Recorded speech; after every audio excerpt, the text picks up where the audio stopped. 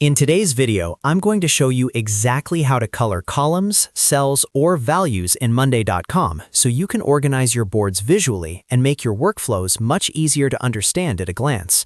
Using colors properly inside Monday.com helps you track progress, highlight priorities, and instantly spot what needs attention.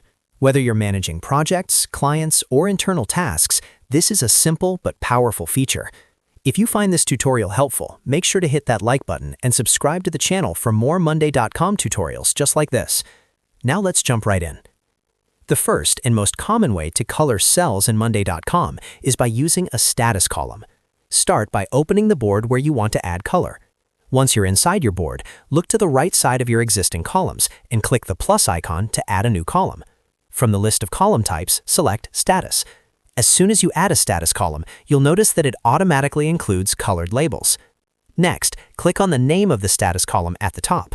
From the drop-down menu, choose Column Settings. Then click on Edit Labels. This is where you can fully customize your colors and text. For example, you might set green to Done, yellow to Working on it, red to Stuck, and blue to Review. You can rename each label and assign a color that fits your workflow.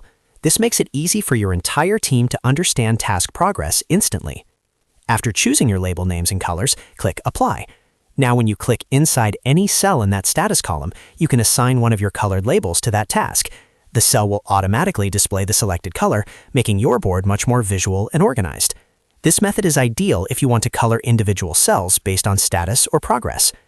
Now let's talk about coloring full columns using different column types. In Monday.com, certain column types come with built-in color formatting. These include status, priority, timeline, progress tracking, and tags. To use these, click the plus button or Add Column on your board. Then choose the type of column you want to add. For example, if you select priority, you'll get preset colored labels that typically represent low, medium, and high priority. These colors are automatically applied and help your team quickly identify urgent tasks. If you choose Timeline, the timeline bars will appear in color directly within the column, making it easy to visualize project durations. The Progress Tracking column, sometimes shown as a battery-style indicator, automatically displays green, yellow, or orange depending on completion percentage. And if you select Tags, you can create colored tag labels that help categorize tasks across your board.